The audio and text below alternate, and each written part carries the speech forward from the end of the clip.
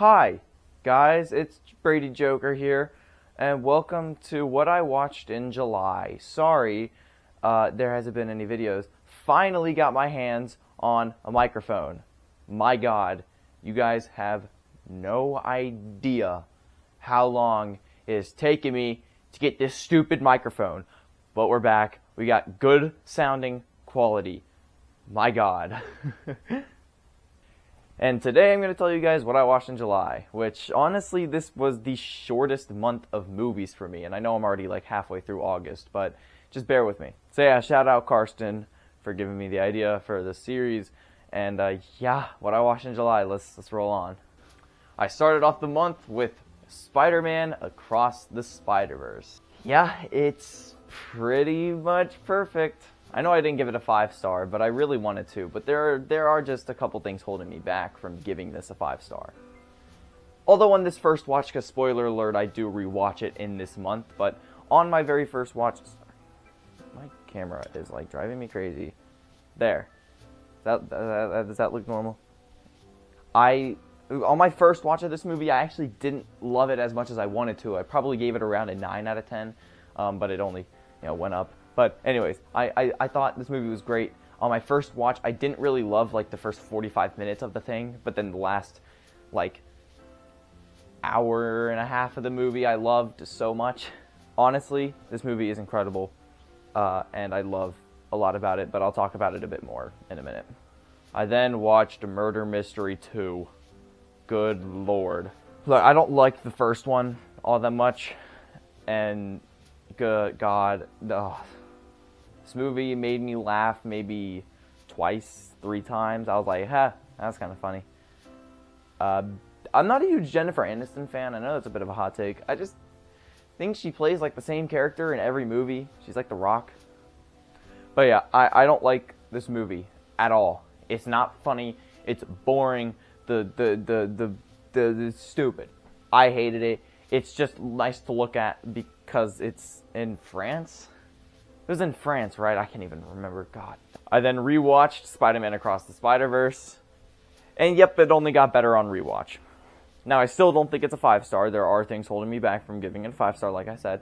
But it's like a 9.4, which is 0.1 away from a 5-star. So it's like my highest 4.5 I've probably like ever given. There are some narrative things. I'm not huge. There's like a plot hole. And yeah, Peter B. Parker gets sidelined hard, and Peter and Miles' relationship in the first movie is why I love it so much, and I still do prefer the first. I love this movie, though. It's stunning. The character work with Gwen and Miles is excellent here. I think Miguel is one of the most effective kind of pro, but also kind of antagonist at the same time, because he's not really a bad guy. Spot is terrifying. The music is incredible. It's just a phenomenal movie, period. And on rewatch, the first 45 minutes really worked for me this time, so I don't really have that as a critique anymore. I love the first 45 minutes now. I think this is an excellent film, and everybody who liked the first one is going to love this one. So let's pray that they can nail it and Beyond the Spider-Verse, because my God, it can be the best trilogy of all time. I then watched El Camino, a Breaking Bad story. This is the follow-up to Breaking Bad, which I have seen full. And yeah, if you know anything about me, I love Breaking Bad more than myself, as well as Better Call Saul. And it took me like a year to watch El Camino. I don't know why I put it off for so long, but I personally really loved it. I know a lot of people think that it's kind of unnecessary. I do think it's really necessary to kind of finish out Jesse's arc after Breaking Bad. Which I guess I probably should have put spoilers just because, like, well, I mean, it's out there. People know. Okay, whatever. I think this is awesome. I loved it. There really isn't much. But this could be a really hard video to film because I didn't watch that much in July, and we're halfway through August. I don't really remember some of the movies I watched. But yeah, I really like El Camino. Aaron Paul, such a good actor. I love that guy. And I love this movie. It's great. I then rewatched Talladega Nights: The Ballad of Ricky Bobby. This is one of my favorite comedies ever made. I know some people really don't like this movie, and I don't understand how. This movie's comedy is just works for me. Call me a child all you want. I don't know. I think this movie is hilarious. I love Will Ferrell, and John C. Reilly in this movie. I think they're both hysterical with their shake and bake and Magic Man. It makes me laugh every time. It's just a stupid comedy about a stupid character, and it works so well for me. This is such a guilty pleasure for me. I grew up watching this movie with my family and just laughing so hard. So I probably do have a bit of bias towards this movie, but I love it. I love it so much. I think it's amazing. I then rewatched The Truman Show. I talked about this in a couple months back, but I think this is easily one of my favorite movies of all time. Everything about it is perfect. Jim Carrey's performance, while not as good as Eternal Sunshine, I still think it's up there with one of my favorites of all time. The story in and of itself and the plot is just so perfect, and the way that the movie hints towards kind of the big reveal, especially just outrightly telling you at the very beginning, is perfect. The ending has one of my favorite closing lines in any movie. The ending is perfect. It's just an all-around perfect movie that I have absolutely zero flaws with, and you need to watch it if you haven't, because good lord, it's a perfect film in my eyes, and it easily makes my top 5 movies of all time. I then rewatched Paths of Glory. Now, if you saw my Kubrick ranked video, you know that this is my favorite Kubrick of all time, and after rewatching it, yep, it's still my favorite. This is just such an amazing movie where it subverts all expectations. Not really going to be... Yeah, no, I'm not going to talk about that because that's kind of spoiling, and I want my mom to watch this. But yeah, I think it's such an incredible movie. Oh, it's so good. So good. It's so well made. For 1957, I think, Kubrick was 28, and he was able to make an anti-war film this good. Is crazy. And while some people might prefer Full Metal Jacket, I prefer this one because it just feels so human. This one feels so... you can really connect and you empathize with all the characters in this movie because it's just tragedy, tragedy, tragedy. It's so good. The movie keeps you on edge the whole time. You're constantly wondering what's going to happen at the end and how the movie's going to wrap up. And when it does, it blows your mind because you don't think it's going to happen, but it will. And I think this is a flawless film, and it's amazing. I then watched Scarface. Finally, I've been wanting to watch this movie for a long time, and I finally sat down and watched it. And my gosh, it's incredible.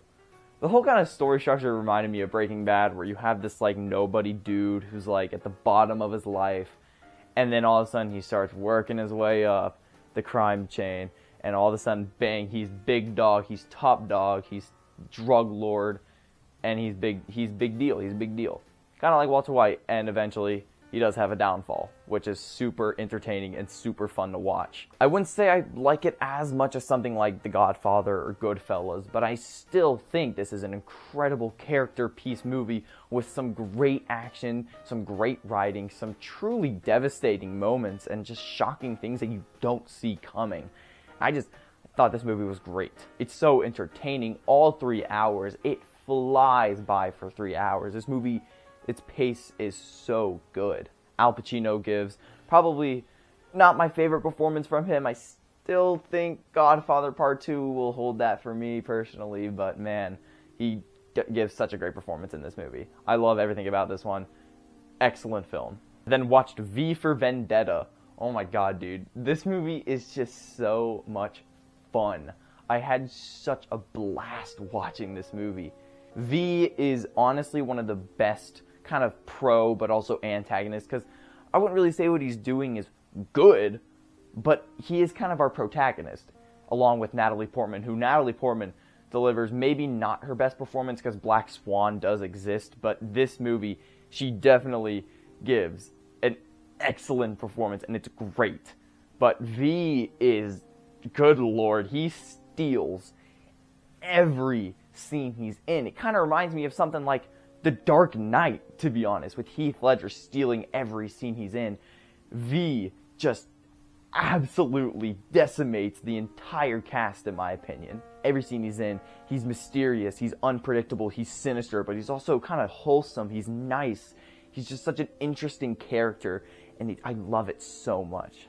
The story itself is also just really intriguing. I love it so much. I thought this movie was incredible. Definitely go check this one out if you haven't. I love it. I loved it so much. I then watched The Blue Lagoon. I shouldn't even talk about this movie, bro. This movie is illegal. It should be. If you don't know what this movie is, it's about two cousins who get in a shipwreck and they get stranded on an island. And then they fall in love. And I don't think anyone's going to care if I spoil the damn thing, but they're intimate with each other, and they have a child, and they're cousins.